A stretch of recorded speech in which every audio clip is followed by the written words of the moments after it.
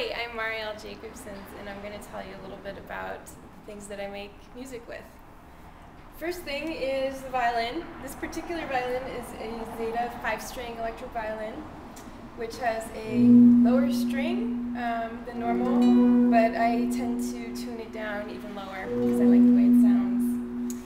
And this violin is paired with a special sensor bow called the K-bow.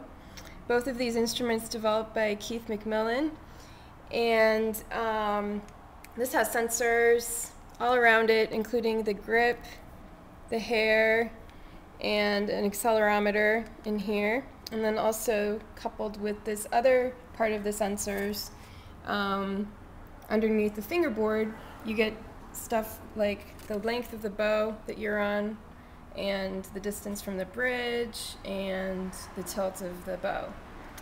So that data goes into the computer and my Max MSP patch. So since we're looking at the computer, I have here a keyboard to trigger sine waves, which I have specially tuned to different ratios as well, and to be triggered intermittently. So I don't think we can see the mouse. If you could point to the screen when you're pointing at things. oh sure, Yeah. there's the keyboard. And that's where I can trigger my different octaves of sine waves. And here we'll get a more pure sine wave sound. And I also have a second send that's adding some distortion and filters to those sine waves.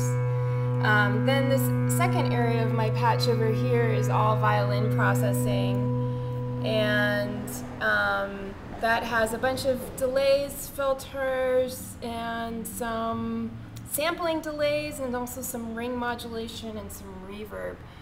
And both the filters on the sine waves and on the sampled back delay of the violin are controlled by the K-bow sensors at this point.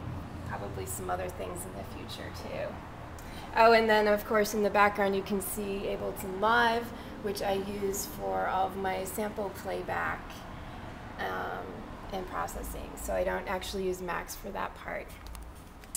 So then, taking the other route from the violin, before it goes into the computer, I have a couple of pedals, a couple of my favorite pedals that really warm up the tone of the electric violin. This one is the Interstate 5, the I5 delay, which is really nice and warm, and I like it a lot. And this is the Monster Piece Classic Fuzz pedal, which is also, I like the particular frequency range of this for the electric violin.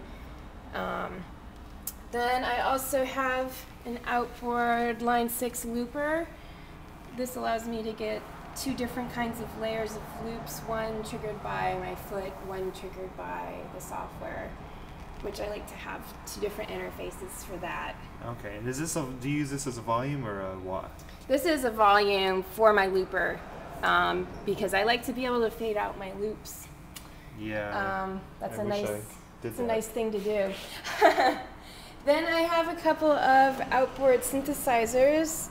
This is the Analog Solutions Semblance, and it has really awesome low-pass filter, which sings very nicely when the resonance is all the way up.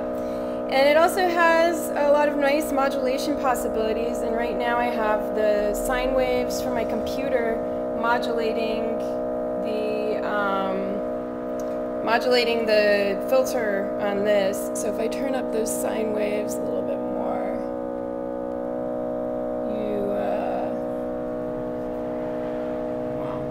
they'll modulate it. Also, I have this Dave Smith Instruments Mofo, which is a monophonic synthesizer, and the nice thing about this is it has a little software editor that you can do on the computer, but then you have this just nice small package that you can take with you, so it has a lot more capabilities for editing. And this one I use a lot of amplitude following. For example, right there.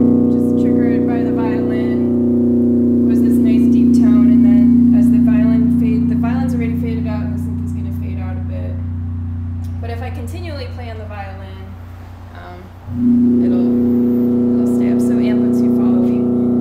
But it also has some nice processing capabilities as well by using that audio input. So that's my current performance rig. Oh, there's also a little controller and a mixer. This controller is the Korg microcontrol, and I like it because it's really small. And it has buttons and faders, which are nice because I can trigger things as well as mix them. I'm pretty much using it as an 18-channel mixer, in addition to my 12x4, which is also pretty maxed out. There's just 2 channels that are not being used on that right now. And also, oh yeah, my sound card, which is the Motu Traveler, and I'm using all 8 outputs of that through the software as well. So I do have quite a few channels of audio that I mix in real time as I perform. All right, so if you're going to tell us what your signal path is. Okay, signal path. Why don't we start with the violin? Okay. Violin, delay, fuzz into sound card. That goes into delays, and then it's split into separate signals that also have extra chorus, extra ring mod, extra wet dry mix, and reverb. And then that comes back out to the mixer in 3 different ways, or actually comes out of the sound card in 3 different ways. The first is my affected violin sound. This is my special delay looping sound that's coming from the computer. So that goes from, loops in the computer, or there's a loop in the computer that's created by delays. The Ableton, or no, that's in the Max delays. In my Max delays, yeah. Okay, sorry. That's okay. And then there's another output of that raw violin going into the mofo from the sound card. Okay. Then also there's a send going to the line 6. There. And back in, yeah, so that send is coming from the mixer and going back into the mixer. Then we also have the semblance going into the mixer and another send going into the semblance, using that as modulation. And then we have the mofo, which I already said the audio input's coming from the computer, and the output stereo is going into the mixer. So do you have a dry channel into your mixer too, or no? A dry violin, no. The wet dry mix is controlled on the computer. So you do that on the computer? I do that on the computer. Usually I don't need to change that during a set. All right. Too much. But that's the overall signal path. And yeah, so should I make some sounds with it?